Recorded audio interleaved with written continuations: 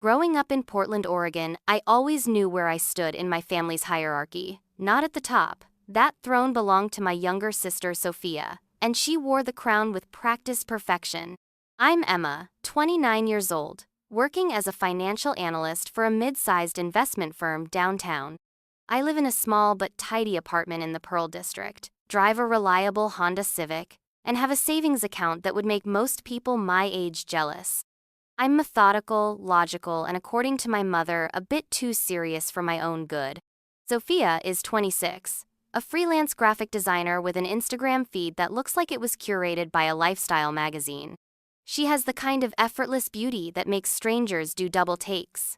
Honey-colored hair that always falls perfectly, green eyes that sparkle even in harsh lighting, and a laugh that sounds like wind chimes. My parents, Linda and Robert Johnson, have orbited around her since the day she was born. When I graduated summa cum laude from Oregon State, my mother's response was, "That's wonderful, dear. Did you see Sophia's latest design project? It's going viral." When I bought my apartment, she asked if I thought it was big enough for entertaining, then immediately shifted to discussing Sophia's latest boyfriend and how charming he was at Sunday dinner. I learned early that being the responsible one, the reliable one, meant being the invisible one. 2 months ago, Sophia announced her engagement to Marcus Whitmore, a 31-year-old architect who runs his own sustainable design firm.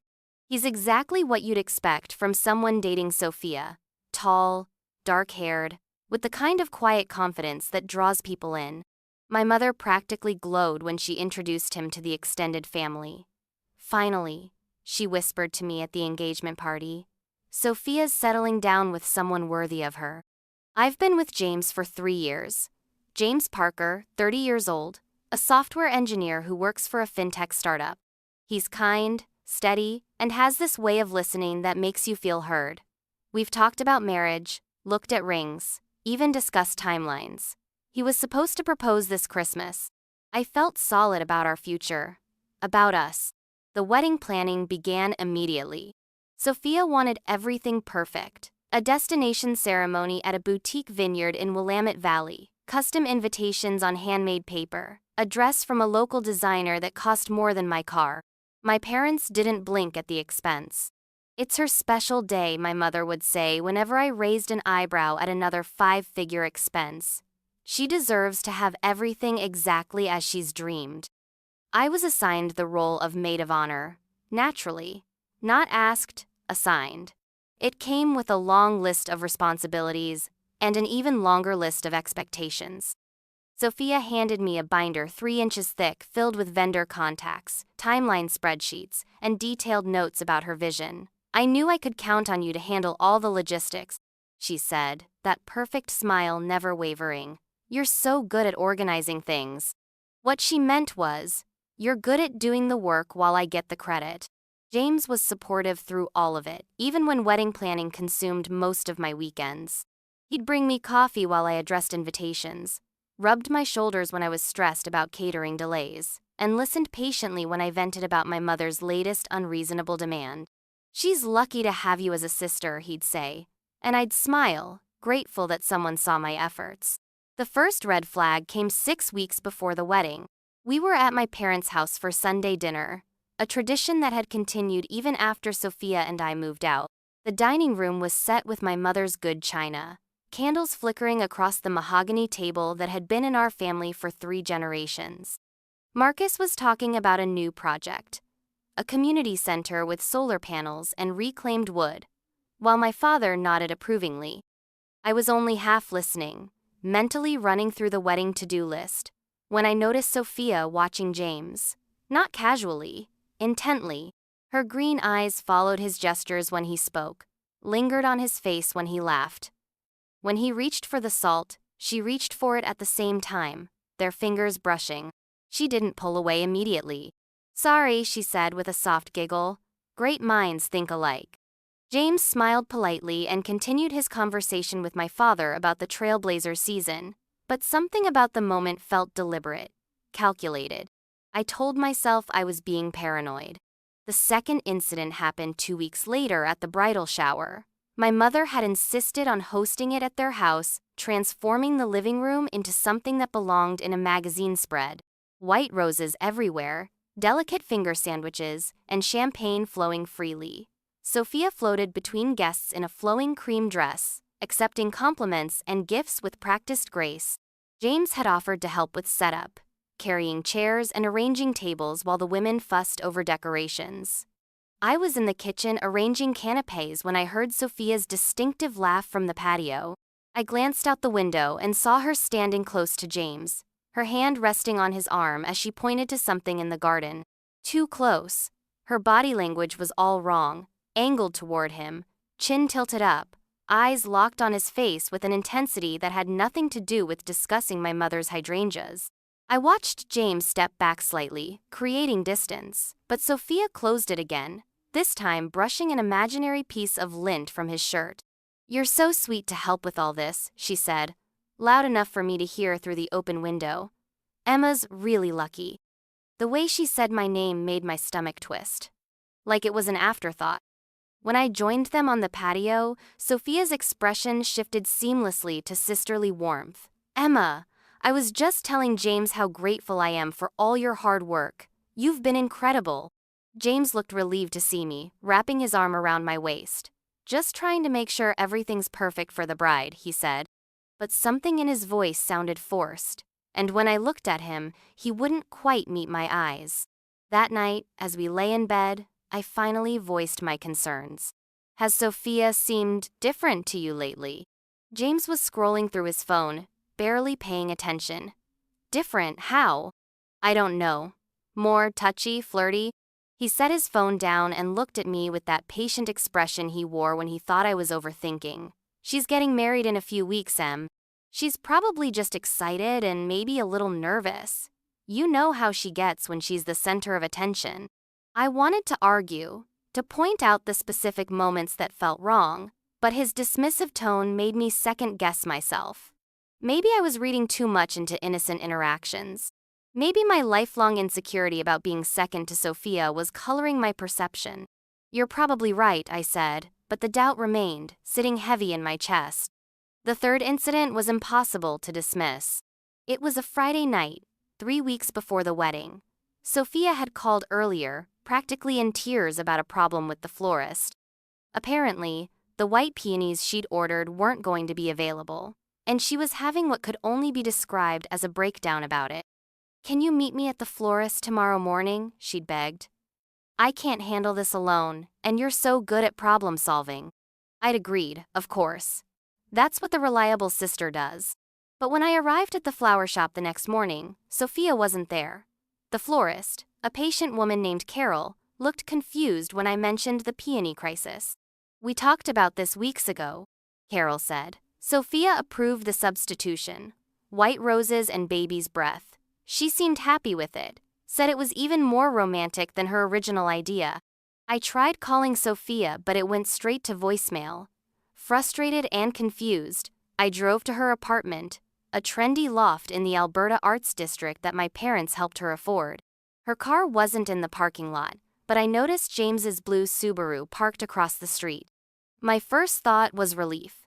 Maybe he'd offered to help with whatever crisis had gotten her so upset. James was like that, always willing to step in when someone needed support. But something felt off. I sat in my car for a moment, trying to piece together why his presence bothered me. Then I remembered. James had told me he was playing basketball with his college friends that morning. It was their weekly game, something he rarely missed. I walked up to Sophia's door and knocked. No answer. I tried the handle, locked. But I could hear voices inside. Muffled, but definitely there. I used the spare key Sophia had given me for emergencies, telling myself this qualified. The apartment was dim, curtains drawn against the morning light. I called out as I entered. "Sophia? James? It's Emma." Silence. Then I heard it, a soft thump from the bedroom, followed by urgent whispers. My hands started shaking. I knew I should leave, should call out again, should give them a chance to explain whatever innocent reason they had for being there together. But my feet carried me down the hallway toward Sophia's bedroom, toward the sound of my worst fears becoming reality. The door was cracked open. Through the gap, I could see them. Sophia was sitting on the edge of her bed, wearing nothing but a silk robe that had fallen open. James was standing in front of her, shirtless, his hands tangled in her hair.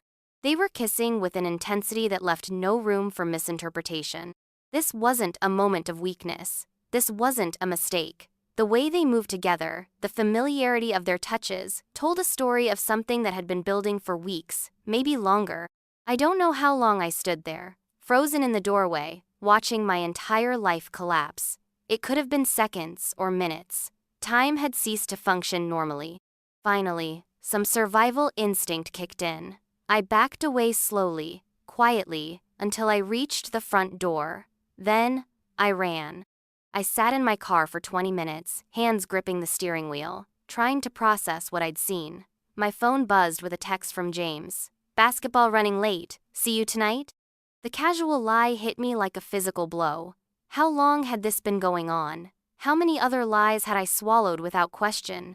A second text came from Sophia. "Rain check on the florist? Feeling much better. You're the best." The cheerful emoji at the end made me want to scream. I drove home in a daze, my mind cycling through every interaction, every moment that had felt off. The signs had been there. I'd seen them, felt them, but I'd let myself be convinced I was imagining things. That evening, James came to my apartment as planned. He kissed my cheek when he arrived, settled onto my couch like nothing had changed, and asked about my day with the same casual interest he always showed. I watched him carefully, looking for guilt, for any sign that he was struggling with what he'd done. But he seemed completely at ease, reaching for the remote, asking if I wanted to order Thai food. "How was basketball?" I asked, my voice surprisingly steady. "Good. We actually finished early, so I helped Marcus move some furniture for the new apartment." The lie rolled off his tongue so smoothly it was almost impressive. "That's nice of you." He smiled, that warm, genuine smile that had made me fall in love with him 3 years ago. "Marcus is a good guy. I'm glad Sophia found someone like him." The irony was suffocating. I wanted to confront him then and there, to scream about what I'd seen, to demand an explanation. But something held me back. Maybe it was cowardice, or maybe it was a deep-seated need to understand the full scope of their betrayal before I acted. "I'm not very hungry," I said. "Think I might go to bed early." James looked concerned, reaching out to feel my forehead. "You feeling okay? You seem a little off." His touch made my skin crawl. "Just tired. Long day." He kissed my forehead, so gentle and caring. "Get some rest. I'll lock up when I leave." After he left, I lay in bed staring at the ceiling, my mind racing. I needed proof, real, undeniable evidence. Because even after what I'd seen, I knew they would both find ways to explain it away, to make me seem paranoid or vindictive. I thought about my older cousin Rachel, who lived in Seattle. She'd gone through something similar with her husband a few years ago, caught him cheating with her best friend. She'd learned the hard way that suspicions without proof were easily dismissed, especially when the other parties were skilled at manipulation. "Document everything," she'd told me over wine one night. "Trust me, you'll need it." The next morning, I started paying attention in a way I never had before. I noticed that James's phone, which used to sit casually on tables and counters, was now always face down or in his pocket. I noticed that Sophia had stopped including Marcus in group texts about wedding plans, directing everything through me instead. Most telling of all, I noticed the way they avoided each other in public. At family dinners, they barely spoke, sitting on opposite sides of the room like they were afraid of giving something away. It was the kind of careful distance that couples maintain when they're trying to hide an affair. 2 weeks before the wedding, I got my proof. I was at Sophia's apartment again, this time legitimately invited to help her go through wedding gifts and write thank you cards. She'd stepped out to get coffee, leaving her laptop open on the kitchen counter. I wasn't planning to snoop. The screensaver was showing her latest design project, a logo for a local yoga studio. But when she'd grabbed her purse, she'd accidentally bumped the trackpad, and the screen came alive. Her email was open. The inbox was full of the usual wedding-related messages, vendor confirmations, family updates. But one sender's name made my blood freeze.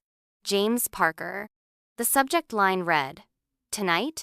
My hands were shaking as I clicked on it. "Can you get away? I can't stop thinking about yesterday. This is driving me crazy. Jay." Sophia's response was sent just an hour later. "Marcus has that work dinner. Come over at 8. We need to talk about what happens after the wedding." I scrolled through their message thread, my heart pounding so hard I could hear it in my ears. Weeks of exchanges. Careful, coded language at first, but gradually becoming more explicit, more desperate. "James, 3 weeks ago. I can't keep pretending nothing's changed between us." Sophia's reply, "I know, but we have to be careful. Emma can't find out, not until after the wedding. It would destroy everything."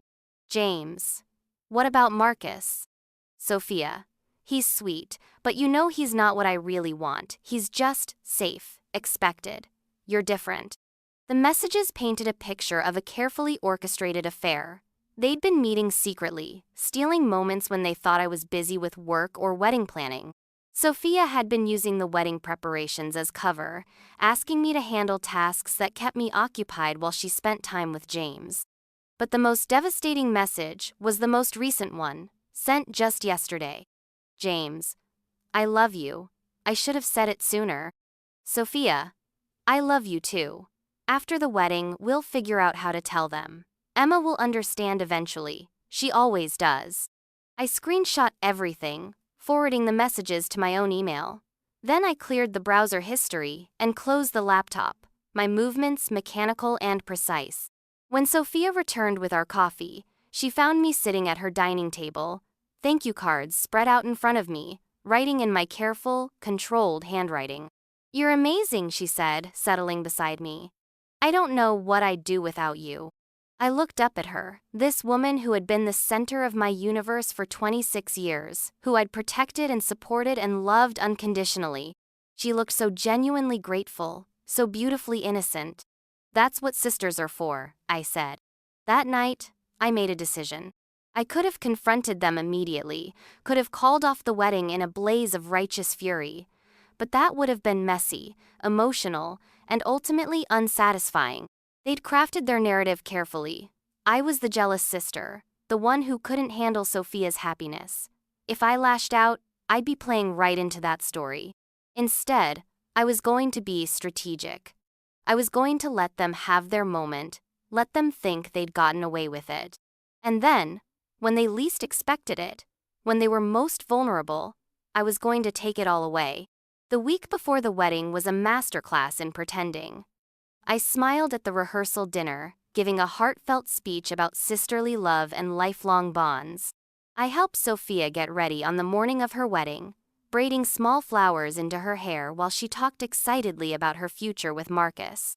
"I'm so lucky," she said, watching herself in the mirror. "Everything's working out exactly as it should." James was there too, playing his role as the supportive boyfriend, helping with last-minute setup at the venue. He kissed my cheek when he arrived, told me I looked beautiful in my maid of honor dress. "After this is all over," he said quietly, "we should talk about our own plans. Maybe a Christmas engagement?" I smiled and nodded, playing along with the charade. The vineyard was stunning. Rows of grapevines stretched toward the mountains, heavy with late-season fruit. The ceremony space was decorated with white roses and eucalyptus, exactly as Sophia had dreamed. Guests filled white wooden chairs, chattering excitedly as string quartet played soft classical music. I stood at the altar beside my sister, watching Marcus's face as she walked down the aisle. He looked at her with such genuine love, such complete trust. It made what I was about to do both harder and easier. The officiant began the ceremony, speaking about love and commitment and the sacred bond of marriage. I half listened, focused on the weight of my phone in my hand, the screenshots waiting in my email. When the officiant reached the part about objections, I felt my pulse quicken. But I stayed silent. This wasn't the right moment. Instead, I waited until Marcus began his vows. He'd written them himself, speaking about how Sophia had changed his life, how she'd shown him what it meant to find your perfect match. "Sophia," he said, his voice thick with emotion, "you are my best friend, my partner, my future. I promise to love you, to honor you, and to build a life with you that's worthy of the incredible woman you are." The crowd made appreciative sounds. Several people were crying. Sophia beamed at him, radiant in her custom gown. When it was her turn, she spoke about destiny and soulmates and how she'd never been more certain of anything in her life. "Marcus," she said, her voice carrying perfectly in the still afternoon air, "you make me want to be the best version of myself. I promise to be faithful, to be honest, and to choose you every single day." The lies rolled off her tongue like poetry. The officiant pronounced them husband and wife. Marcus kissed his bride, and the crowd erupted in celebration. Rice flew through the air as the new couple walked back down the aisle, hand in hand, faces glowing with happiness. I waited through the cocktail hour, through the dinner, through the toasts that celebrated their perfect love story. I danced when asked, smiled for photos, played my part flawlessly. But when the DJ invited all the couples to the dance floor for the anniversary dance, I made my move. I walked to the DJ booth and asked for the microphone. He looked surprised but handed it over without question. "Excuse me, everyone," I said, my voice carrying clearly through the sound system. "I'm Emma, Sophia's sister and maid of honor. I have something I'd like to share." The crowd turned toward me expectantly. At their table, Sophia and Marcus looked curious but pleased. James, standing near the bar, gave me an encouraging smile. "I've known Sophia my entire life," I began, "and I've watched her grow into an incredible woman. She's always been the golden child, the one everyone adores, and honestly, sometimes that was hard for me." I saw my mother's slight frown, probably worried I was about to make things awkward, but I smiled reassuringly and continued. "But today, I want everyone to know the real Sophia, the Sophia who's been having an affair with my boyfriend for the past 2 months." The reaction was immediate. Gasps rippled through the crowd. Someone dropped a glass. The string quartet stopped playing mid-note. "James Parker," I said, finding his face in the crowd. He'd gone white, his mouth opening and closing like a fish. "Would you like to tell Marcus about the emails you've been sending his wife? About how you can't stop thinking about her? About how you love her?" Sophia had shot to her feet, her face a mask of horror. "Emma, what are you? Or should I read them aloud?" I continued, pulling out my phone. "I have screenshots, weeks of them, planning secret meetings, talking about their future together, discussing how to handle the aftermath of their betrayal." Marcus was staring at his new wife, confusion and pain warring on his face. "Sophia? What is she talking about?" "It's not," Sophia started, but her voice cracked. "Emma's been acting strange. She's been jealous." "I saw them," I said simply. 3 weeks ago, at Sophia's apartment. They thought I was busy with wedding tasks, but I walked in on them, together. There was no mistaking what I saw. The silence was deafening. 300 people staring at the bride and groom, at me, at James, trying to process what they were hearing. My mother was the first to find her voice. "Emma, stop this. You're ruining everything." "I'm not the one who ruined it," I replied calmly. "I'm just the one telling the truth." Marcus looked at Sophia with an expression I'll never forget. Not anger, not hatred, but a deep, crushing disappointment. "Is it true?" Sophia's composure finally cracked. Tears spilled down her cheeks, ruining her perfect makeup. "Marcus, I can explain." "Is it true?" he repeated, louder this time. She opened her mouth, closed it, then slowly nodded. Marcus took off his wedding ring and set it on the table. Then, without another word, he walked away. Through the crowd, past the decorated arch, toward the parking lot. The dam broke. Suddenly everyone was talking at once, voices rising in shock and confusion. I could see James pushing through the crowd toward me, his face desperate, but I turned and walked in the opposite direction. I found Marcus in the parking lot, sitting in his car with the door open, head in his hands. "I'm sorry," I said softly. "I'm sorry you had to find out that way, but I couldn't let you marry her without knowing the truth." He looked up at me, his eyes red. "How long have you known?" I suspected something for weeks, but I only had proof for a few days. I kept hoping I was wrong. He nodded slowly. "I had a feeling something was off. She'd been distant, distracted. When you started talking up there, it all clicked into place. We sat in silence for a moment. Two people whose lives had just imploded in very different ways. "What will you do?" I asked. "Annulment, probably. We signed a prenup, so that should be straightforward." He laughed bitterly. "Good thing I'm a lawyer." "I'm sorry," I said again. "Don't be. You did the right thing. It would have been worse to find out after we'd built a life together." He started his car. "Thank you for being brave enough to tell the truth." As he drove away, I felt a strange sense of peace. For the first time in my life, I'd put myself first. I'd spoken my truth, even when it was painful, even when it destroyed the perfect image everyone wanted to maintain. I walked back toward the reception, knowing I'd probably face a room full of anger and accusations, but I wasn't afraid anymore. I'd found my voice, and I wasn't going to let anyone silence it again. The months that followed weren't easy. My mother didn't speak to me for 8 weeks. Sophia sent me angry texts, then pleading ones, then nothing at all. James tried to convince me it was all a misunderstanding, that they were just confused, that we could work through it. I blocked his number and changed my locks. I moved to Seattle 6 months later, taking a job with a financial consulting firm that specialized in helping small businesses grow. The work was challenging and rewarding in ways my old job never was. I met David at a coffee shop near my new apartment. He's a teacher, patient and kind, with laugh lines around his eyes and a way of listening that reminds me I'm worth hearing. When I told him my story, the whole story, he held my hand and said, "You're incredibly brave. Not everyone would have had the strength to do what you did." It didn't feel brave at the time, I admitted. It felt like the only choice I had left. That's exactly what made it brave. I still think about Sophia sometimes, wonder if she ever learned anything from what happened. I heard through family gossip that she and James tried to make it work for a while, but it fell apart within months. Betrayal, it turns out, isn't a great foundation for a relationship.